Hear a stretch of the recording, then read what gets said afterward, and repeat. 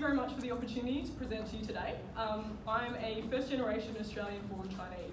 My dad is from Malaysia and my mum's from Hong Kong, and I grew up in the suburb of Blacktown, which is 35 k's west of Sydney. I hadn't had lamb until I was around 12 years old, and I have a really not so fond memory of my dad putting it into a Chinese herbal soup, if you can imagine that. A career in agriculture never really seemed an option for me, so I continued trying to be something or anything in the information technology race. It wasn't until I was about 14 that an inspirational ag teacher and a hatful of Corridales opened the door to agriculture. The confidence to actually walk through that door came from being looked after and mentored by wool growers and people in the industry. I enjoy learning, and though my science in ag degree at Sydney Uni took me a lot longer than I'd care to admit, the distractions of learning about yard design, tractor maintenance at TAFE, and travelling to areas like Hay, Yass and Warren for crutching, weed spraying and shed cleaning was something that was very well worth it. I take a proactive stance in instigating change, learning, industry involvement and promoting careers in agriculture and in wool broking. I've been a merino steward at the Sydney Royal Show for the past 9 years, and I'm proud to have been a participant in the Breeding Leadership Program. I represented elders as part of the young professionals at the IWTO's 87th Congress in Hong Kong. The Congress's theme of wool for future markets was extremely exciting, and I was extremely grateful for the opportunity when I'd come back to share that excitement with growers and clients and our staff in Adelaide, Melbourne, and then unfortunately, or fortunately, for anyone that would listen to me talk about it. I enjoy the opportunities of networking with the next generation through careers forums, including the Youth in Ag Day at the Sydney Royal, Ag Vision, and most recently at the Bendigo Sheep and Wool Show. My passion has also taken me to the Art for Agriculture program as part of the Young Farming Champions, which are a dedicated group of professionals who share their stories with students, the progress and the career potential in their chosen industries. This is done in conjunction with the Archibald Prize, which is a project-based learning program which includes the submission of a life-size decorated fiberglass cow. So I Wool, Wool You was the challenge that I recently set to 30 students in Picnic Point High School up in Sydney. I covered my story, the wool pipeline and the benefits of wool, and then gave them a crash course on auctioneering and also French knitting. It was fun.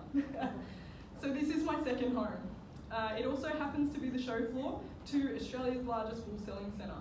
The Elders National Wool Selling Centre sells approximately $10 million worth of wool at each sale on behalf of the grower, and with sales averaging around 5,000 bales per week, it's enabled me to develop a sound understanding of the wool pipeline and to develop strong relationships with exporters. My role as a technical coordinator is different to that of the in-field wool specialist out on the road. I focus on the procedures of presenting wool to the market. I complete all weekly sales operations in a timely, efficient manner, and with the importance is placed on meeting the deadlines and offering technical advice to clients, district wool managers, and the branch network. I oversee and train other staff day to day, particularly those who are entering the Elders Wool traineeship. All new employees who start with us spend time in Brooklyn preparing for their roles in the field. The early involvement that I have with their careers starting out helps me keep in contact with the wool. It keeps me in contact with all parts of our wool network. My role has gained depth through shed visits with district wool managers in different regions and attending industry events such as the AWI Wool Brokers Forum, Bendigo Sheep and Wool Show, and Sheepvention, where I recently presented the Southern Clip of the Year Awards. I've also assisted in benchmarking trials, including the Gippsland Weather Trial, Ovens Valley Weather Trial, and the Balmoral Sire Evaluation Trial. After a bit of a shove, I started auctioneering in December 2014. I auctioneer weekly in Melbourne and have sold in Sydney when needed. I identify areas of improvement to support our regional staff and to expand the Elders Wool footprint by modifying the standard to service delivery, by expanding the platforms that we have for marketing, instigating administrative change within the previous system with a strong focus on technological innovation. So it's from this position that I've developed the aim to bring wool broking into the 21st century. So I was still studying when I saw my first wool auction here in Melbourne, and I couldn't put it into words, pretty much like this. So the energy, the pace and the focus, and then the understanding of how many hundreds of dollars of wool had just been sold. The auctions today are very different to the auctions of years gone by. I only know this because of the stories from growers, from brokers, and all those who have shared it with me. It was a year of work come together in one moment. There was a pilgrimage to the wool selling centre, and it was truly an occasion. Today, there is a disconnect.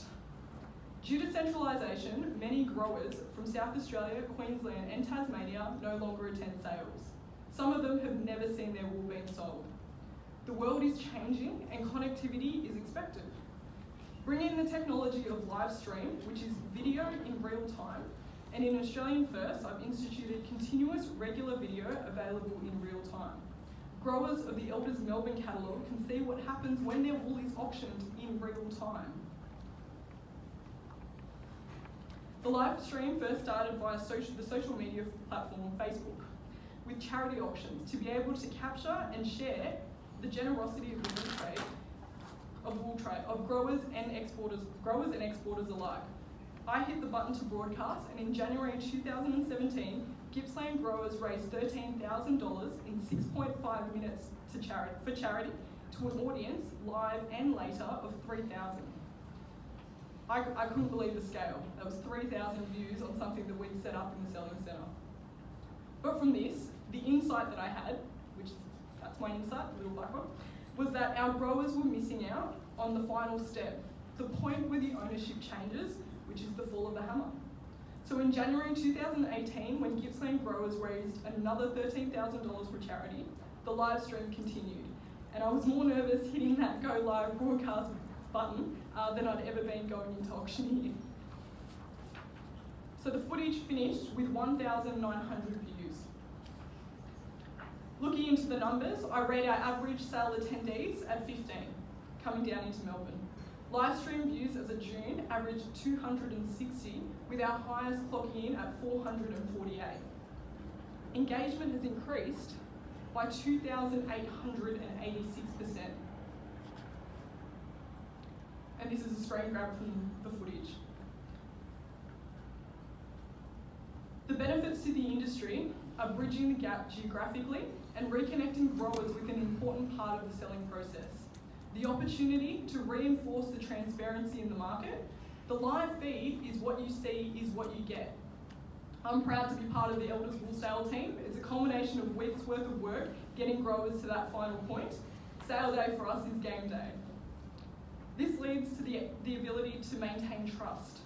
Trust is the act of placing confidence in someone with the firm belief in their reliability and their ability. Business success is dependent on a network of positive relationships. Trust is a critical component in enhancing business relationships. Additional benefits of this have also included the reduced expense of travel, scheduling flexibility, and lower fatigue management for staff.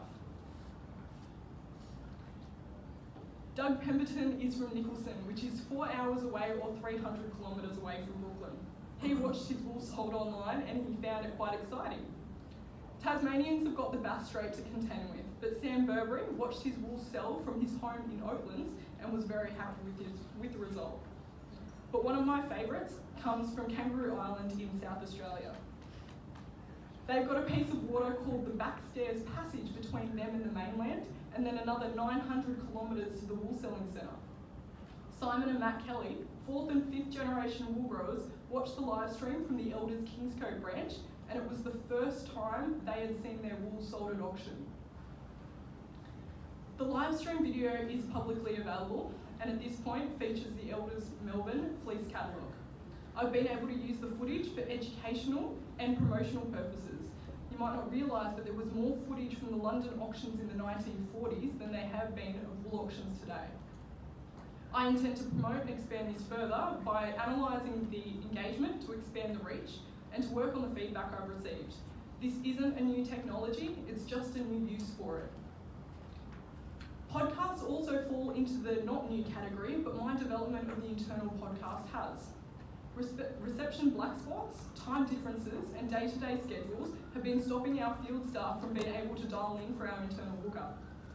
Rather than just another email, just another report, the podcast combats this in an easily accessible format while driving. They can just have it on through the radio.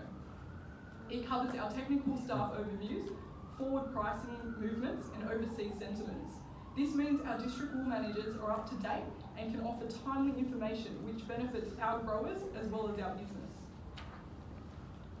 So the former CEO of multinational company Hewlett-Packard said it best on information being the currency of the digital age. Turn data into information and information into insight.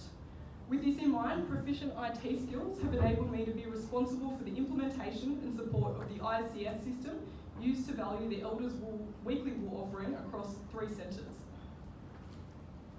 Historically, brokers have been perceived as undervaluing wool, and this system seeks to change that culture and provide accurate valuations based on previous auction data to allow growers to make fully informed marketing decisions. The system outstrips our previous in terms of accuracy and efficiency. I'm also heavily involved in the ongoing development and coordination of the Elders Clip Analysis reporting system.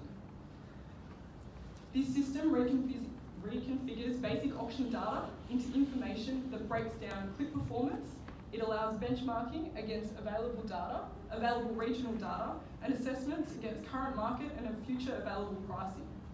The report arms district wool managers with a condensed information on a specific clip with the aim of identifying how to increase profitability for growers. I strive for the flexibility of this system, and I am currently looking into repurposing its current format. I wool, wool you. Wool has become my connection to Australia. I love wool, I love the stories, I love the passionate growers and how they can talk about how many generations they've lived to the land. I love that we've got science that can back up the benefits of wool, and I love that I still haven't stopped being surprised when new wool products hit the market. I've got a wish list that requires me to win the lotto more than a few times. Wool jackets, sure, I could deal with another pair of wool joggers, but there's also fiberglass wool furniture out there, and there is this amazing wool pen on the market that is just a piece of art. Over the past 6 years, I believe I've shown a commitment to the growth and improvement of the industry, focusing on technological innovation. Coming into the industry, my skill set has been different, but it's given me a different outlook and the confidence to embrace technology, see it for how it can benefit our growers, and to continue challenging the way that things are done, which backs up my outlook to bring wool broking into the 21st century. Thank you.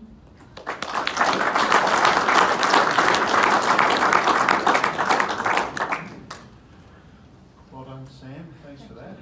I'm glad you slowed down a little bit. Perfect for the job. Sure.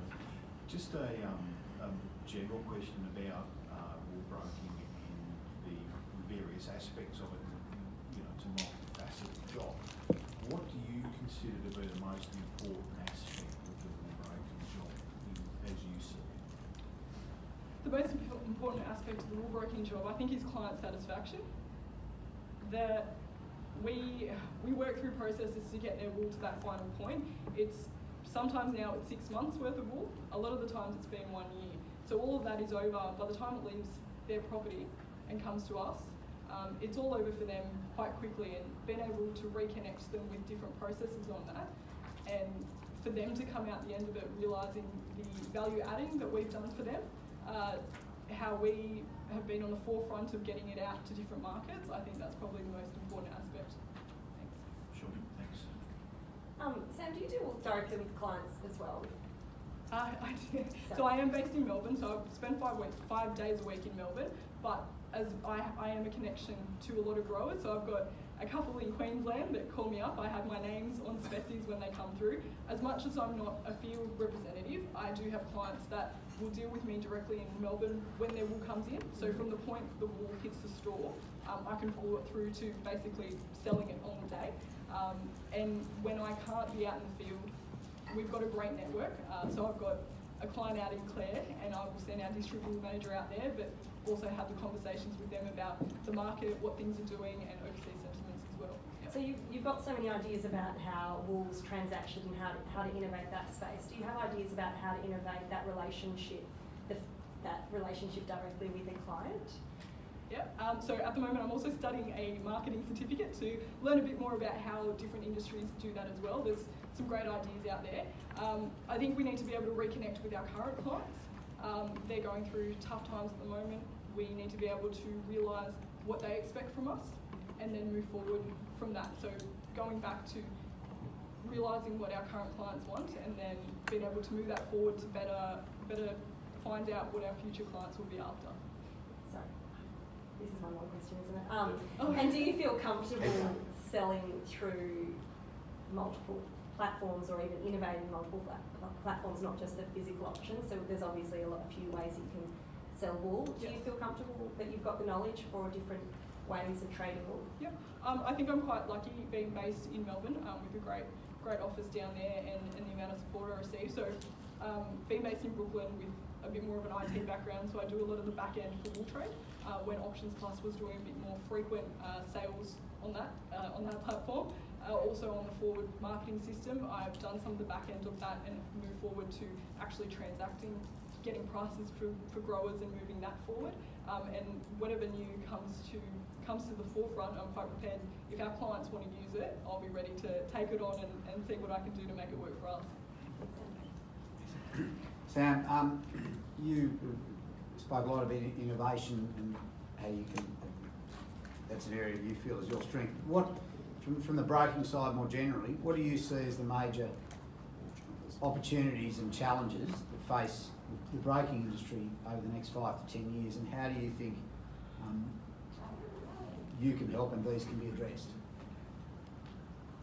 So the broking industry as a whole, the pie isn't getting any bigger. It's just as competitive as it was probably way back when. I've only been in the industry for 6 years, so I've heard all the stories and heard of how it can be. We need to be able to, we know we've got a better insight into where it's going. We know our consumer a bit better now. We know our client, well, we build those relationships to know the clients.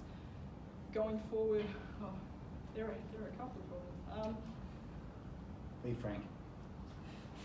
We're all friends. Yeah, we're all friends here. Sorry, so it's, there's a lot. There is a lot. So going back, so the broking, yeah, the bigger slice of the pie, being able to handle that, and going forward, what is thrown at us from the outside, and then moving that forward to best achieve the final outcome for our clients to move those prices through the pipeline. Thank you.